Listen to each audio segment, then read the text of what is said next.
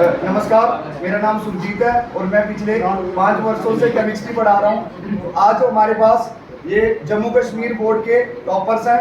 एक तो है संचित, जिन्होंने मार्क्स लिए हुए हैं 485 आउट ऑफ 500।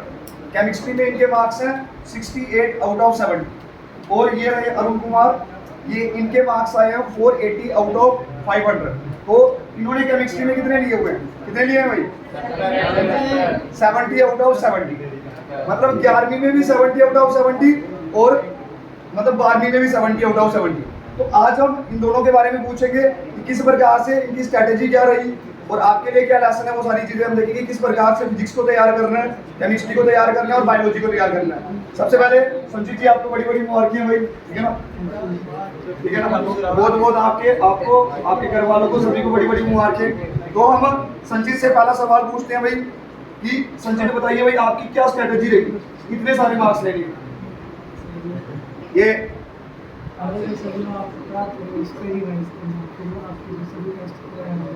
जोर से। हाँ, ये बोल रहे हैं कि जो मैं पढ़ाता था उसी को ये अच्छे से रिवाइज करते थे। देन उसके बाद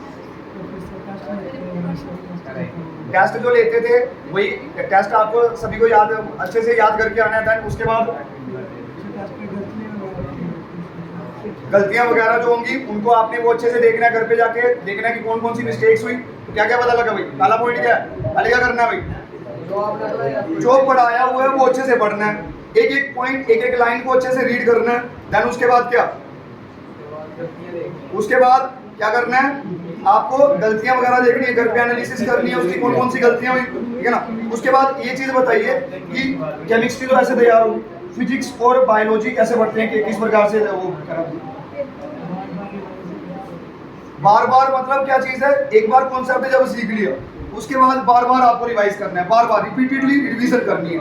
रिवीजन देखिए बहुत ज्यादा जरूरी है, नहीं तो कॉन्सेप्ट आपको भूल जाते हैं, है ना? रिवीजन करना मोस्ट इंपॉर्टेंट है। पहले देखिए जो आपने कॉन्सेप्ट सीख लिया, अच्छे से याद कर लिया, उसके बाद क्या करना है? कॉन्सेप्ट क्लियर करना है और उसके बाद क्या करना है? रिवाइज करना है उसको और अच्छे से उसके टेस्ट देने हैं। टेस्ट में देखिए टेस्ट की आपकी क्या एनालिसिस है, टेस्ट से क्या होता है? अगर टेस्ट नहीं दिए हो किसी बच्चे ने तब क्या होगा, अगर दिए हो तो उसको फिर क्या होगा?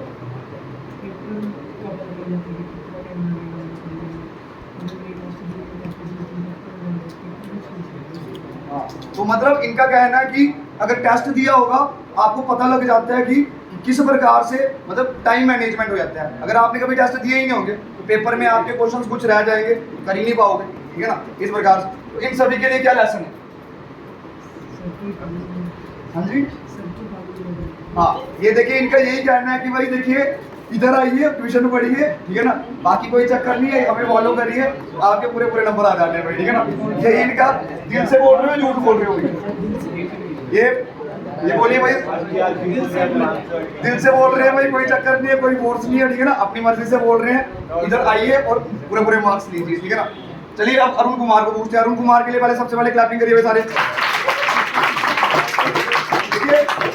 आपको एक बात मैं बताता हूँ, अगर मैं भी अगर एग्जाम दूँ ना भी 11वीं 12वीं क्लास का, मेरे भी कभी पूरे नंबर नहीं आ सकते 70 में से 70। जो कारनामा अरुण ने करके बताया हुआ है, ऐसा करना इम्पॉसिबल है मेरे हिसाब से। मेरे लिए तो इम्पॉसिबल है, बाकी अरुण कुमार के लिए पॉसिबल है, ठीक है ना?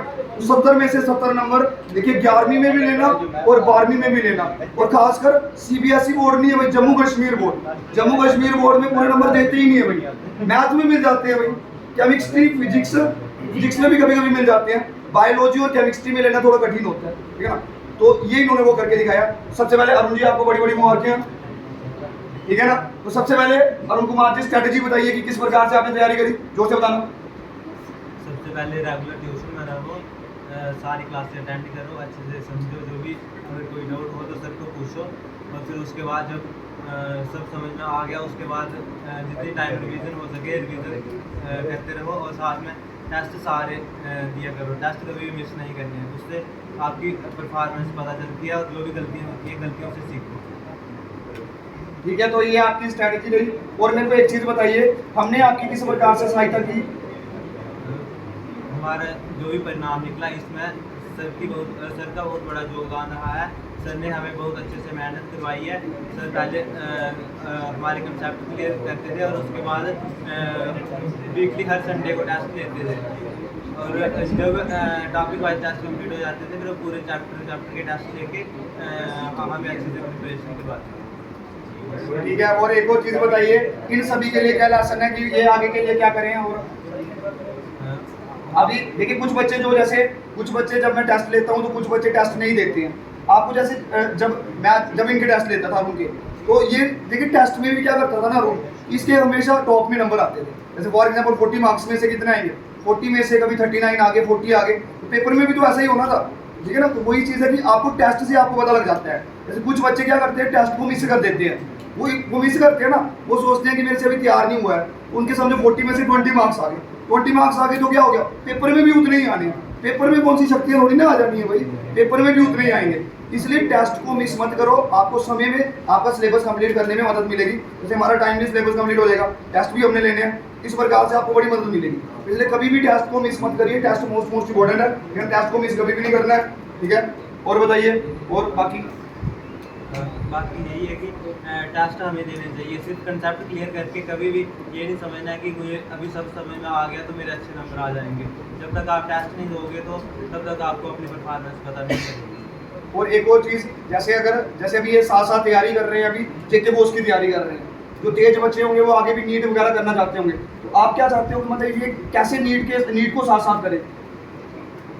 जैसे अभी अरुण के भी ठीक ठाक मार्क्स आए हैं नीट में, अभी फर्स्ट अटेम्प्ट है इसके कोई लगभग 400 प्लस मार्क्स आए हैं बिना कोचिंग के, बिना कुछ करे 400 प्लस। अभी जो कल परसों पेपर को इसने जो आंसर की मिलाई तो 400 प्लस है, तो बिना देखे इसने कोई बड़ा इंस्टीट्यूट नहीं किया, हमारे इधर रामनगर में पढ़ा, इतने बढ़िया टीचरों से पढ़ा, ठीक है ना, सारे हाईली क्वालिफाइड टीचर्स हैं, सभी के पास एमएससी है, सभी के पास एक्सपीरियंस है 5-5 सालों का, तो सारे बहुत बढ़िया हैं। तो आप बताओ कि मतलब आपको कैसे नीट 400 प्लस मार्क्स लेने में कैसे मदद हुई आपको, साथ साथ कॉन्सेप्ट कैसे क्लियर करे और 400 प्लस मार्क्स कैसे आते?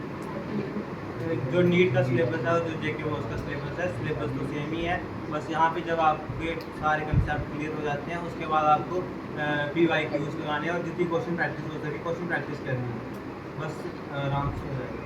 बस मतलब एमसीक्यूज लगाने, एमसीक्यूज लगा दिए ना, बस कॉन्सेप्ट तो आपका क्लियर होगा। देखो कोई बड़ा इंस्टीट्यूट ही नहीं, कोई भाई उनको इंस्टीट्यूट वालों को 2-3 लाख रुपया नहीं बताया भाई, इधर देखिए थोड़ा सा काम किया और क्या हो गया, ये देखिए 400 प्लस मार्क्स।